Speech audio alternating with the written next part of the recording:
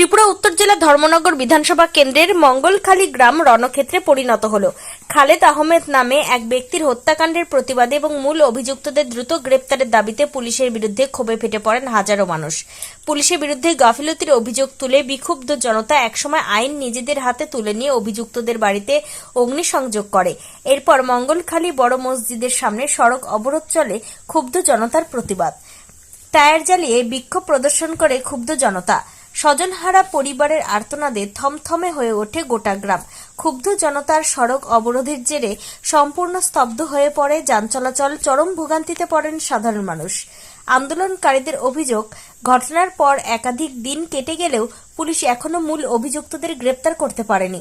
প্রশাসনের আশ্বাসে ক্ষোভ না মিটে পরিস্থিতি আরো উত্তপ্ত হয়ে ওঠে। এক পর্যায়ে উত্তেজিত জনতার একাংশ অভিযুক্তদের বাড়িতে চড়াও হয়ে আগুন ধরিয়ে দেয়।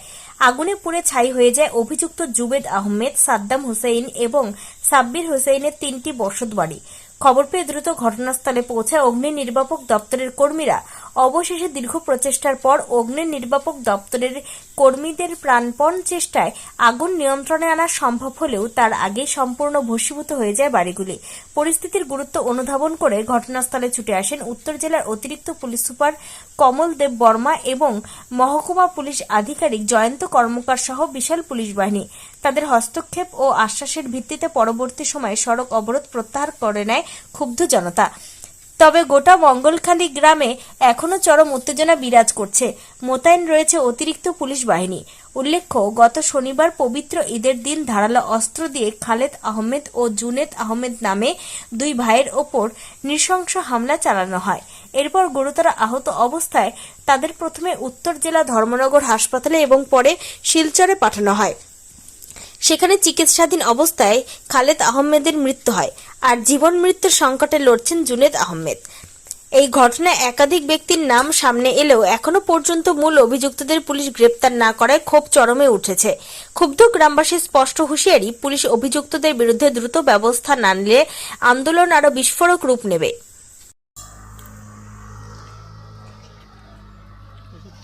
সকাল থেকেই এই মঙ্গলখালী এলাকাতে পথ অবরোধ চলছিল। আপনারা এসছেন, পথ অবরোধ উঠছে, কি আশ্বাস দিয়েছে? এখানে কিছুদিন আগে একটা ঘটনা ঘটেছিল, এখানে একটা মারামারির ঘটনা ঘটেছিল। একজন লোক শিলচরের চিকিৎসাধীন অবস্থায় তার মৃত্যু ঘটে। এর পরবর্তী সময়ে আমরা যথারীতি ধর্মনগর থানাতে একটা মামলা নিয়েছি।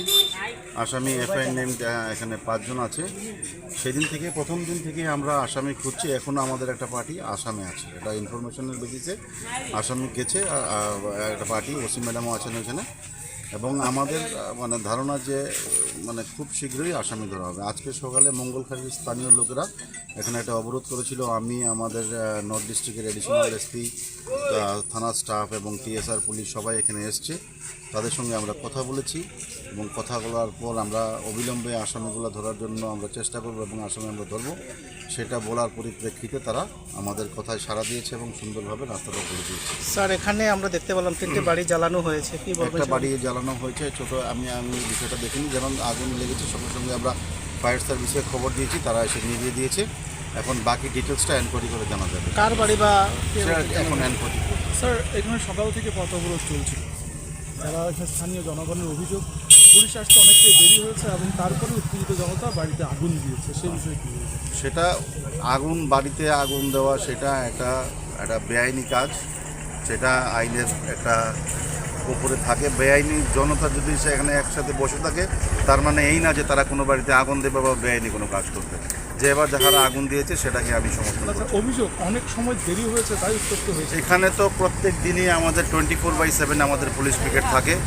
ঘটনা যেদিন শুরু হয়েছে সেদিন থেকে আমাদের পুলিশ পিকেট আছে এবং যেই সময় ঘটনা অবরোধ এখানে হয়েছে সেখান থেকে তখনই আমাদের এখানে পুলিশ স্টাফ ছিল। এইখানে পুলিশ স্টাফ ছিল এই জায়গাটাতে, আর ওইদিকে এখান থেকে অনেকটা দূরে আপনারা দেখেছেন আগুনটা লেগেছে। পুলিশ থাকা অবস্থা স্যার গিয়ে আগুন জ্বালিয়ে অনেকটা ডিস্টেন্স আমাদের পুলিশ এখান থেকে দৌড়ে গেছে, ফায়ার সার্ভিসকে কল করেছে, ফায়ার সার্ভিস এসে আগুন নিভিয়েছে। স্যার, আমরাও সকাল থেকে ছিলাম, পুলিশ আসেনি, পুলিশ অনেক দেরিতে এসেছে। আমাদের এখানে 24/7 পুলিশ থাকে।